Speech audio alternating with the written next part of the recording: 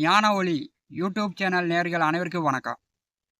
இந்த பதிவில் இந்த வார ராசி பலன் காணலாம். இந்த வாரம் என்ன விசேஷம் அப்படின்னா, குரு பூர்ணிமா வாரம்.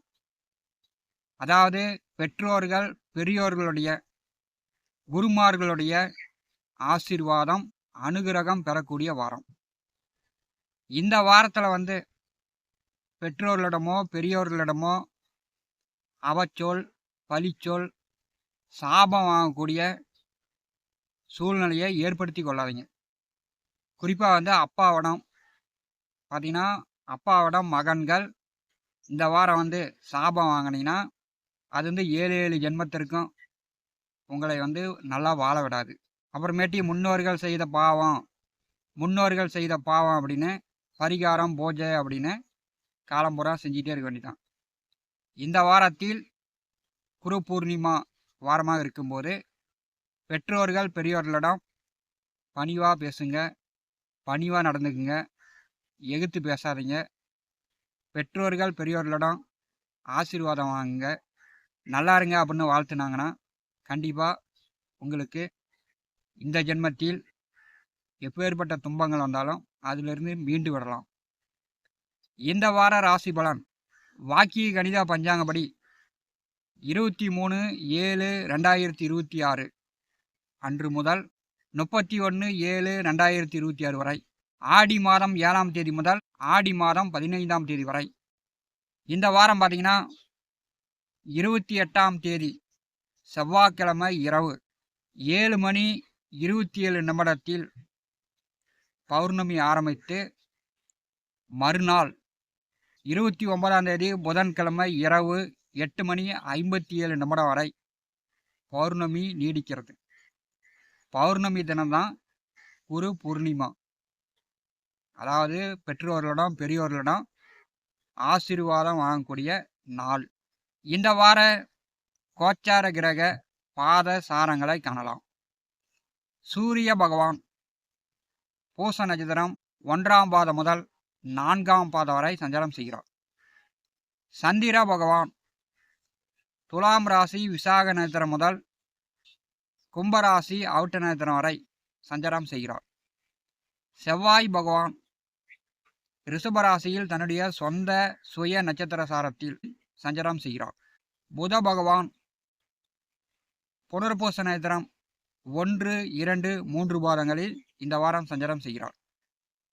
குரு பகவான் பூச நட்சத்திரம் 3, 4 பாதங்களில் இந்த வாரம் சஞ்சாரம் செய்கிறார்.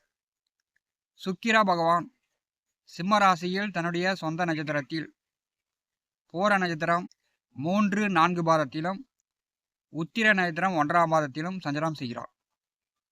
சனி பகவான் மீனராசி உத்திரட்டாதி நட்சத்திரம் 3ஆம் பாதத்தில் சஞ்சாரம் செய்கிறார் வக்கரகதியில். ராகு கும்பராசி அவுட்ட நட்சத்திரம் 4ஆம் பாதத்திலும் கேது மக நட்சத்திரம் 2ஆம் பாதத்திலும் 9 நவகிரகங்களுடைய நட்சத்திர பாதசாரங்கள் இந்த வாரம் செல்கிறது. இந்த வாரம் என்ன அதி முக்கியமான தகவல் அப்படின்னா, செவ்வாயும் சுக்கிரனும் தன்னுடைய சுய நட்சத்திர சாரத்தில் செல்கிறார்கள். சனி பகவான் வக்கரகதியில் தன்னுடைய சுய நட்சத்திரத்திலும், குரு பகவானும் சூரியனும் சனி நட்சத்திரத்திலும். இது கவனிக்கப்பட வேண்டிய ஒன்று. இந்த வாரம் என்ன முக்கியமான தகவல் அப்படின்னா, சிம்மம் கன்னியில் செவ்வாய் நவாம்ச கட்டத்தில், துலாம் விருச்சிகத்தில் நாமச கட்டத்தில் சுக்கிர பகவான் சஞ்சாரம் செய்வார். உயிருள்ள உயிரற்ற, அதாவது ஆடு மாடு உயிருள்ள ஜீவராசிகள், உயிரற்ற அப்படின்னா வண்டி வாகனங்கள், கத்தி கபடம், நெருப்பு. செவ்வாயும் சுக்கிரனும் சுய நட்சத்திர சாரத்தில் செல்லும்போது பார்த்தீங்கன்னா விலங்குகளால் தெருநாய் கூட்டமாக கடிபட்டுக்கும். இப்போ கொம்புள்ள மிருகங்களால் மக்களுக்கு மனிதர்களுக்கு சிலருக்கு ஆபத்து வரலாம். தெருவில் நடந்து போகும்போது நாய் கடிக்கலாம். அதனால் கொஞ்சம் இந்த வாரம் மக்கள் கவனமாக இருக்கணும். இந்த வாரம் பார்த்தீங்கன்னா குட்டி புயல் உருவாவதற்கு வாய்ப்புண்டு. கச்சத்தீவில் மீனவர்களுக்கு பிரச்சனைகள் வருவதற்கு வாய்ப்புகள் உண்டு.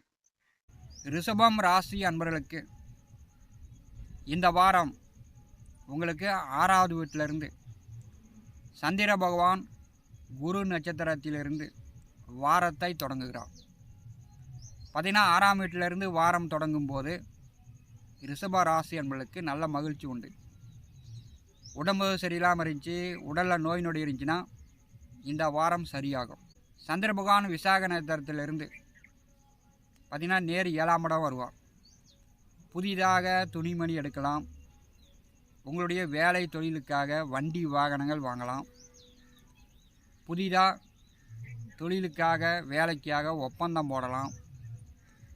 7வது வீட்டிற்கு சந்திரன் வரும்போது வீடு கொடுத்தவர் உங்கள் ராசியில் சுய நட்சத்திர சாரம் செல்கிறார். புதிதாக கால்நடைகள் வாங்கலாம், வண்டி வாகனங்கள் வாங்கலாம். ரிஷபராசி என்பவர்களுக்கு வார ஆரம்பத்தில் ஒரு நல்ல வளர்ச்சியை காட்டுகிறது. 27, 28, 29 இந்த 3 தினங்களும் பார்த்திங்கன்னா உங்களுக்கு சந்திராஷ்டம தினம். ஒரு ராசிக்கு சந்திர பகவான் 8வது வீட்டிலே மறையும் போது சந்திராஷ்டம நாள். அப்போ என்ன பண்ணணும் அப்படின்னா, நேரத்துக்கு தவறாமல் நல்லா சாப்பிடணும். வேலை இருந்தால் வேலை செய்யலாம், வேலை இல்லைன்னா நன்றாக படுத்து தூங்கலாம்.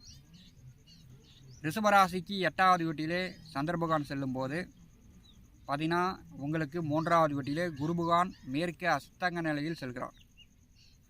இப்போ நீண்ட தூர பயணம், வெளியூர் பயணம், வெளிநாடு பயணம் இதெல்லாம் நீங்கள் தவிர்க்கணும். உங்களுடைய உடல் ஆரோக்கியத்தில் நீங்கள் கவனம் எடுத்துக்கணும். ஏன்னா 8ஆம் அதிபதி அஸ்தங்கமாக இருக்கும்போது மறைவு ஸ்தானங்களில், தொடை இடுக்குகளில் பிப்பு, அரிப்பு, கட்டி, கொப்பளம் இந்த மாதிரிலாம் குரு ஏற்படுத்தி விடுவார். ஏன்னா குரு பகவானுடைய நோய் தான் ரிஷபராசி என்பதற்கு கண்டிப்பாக வரும்.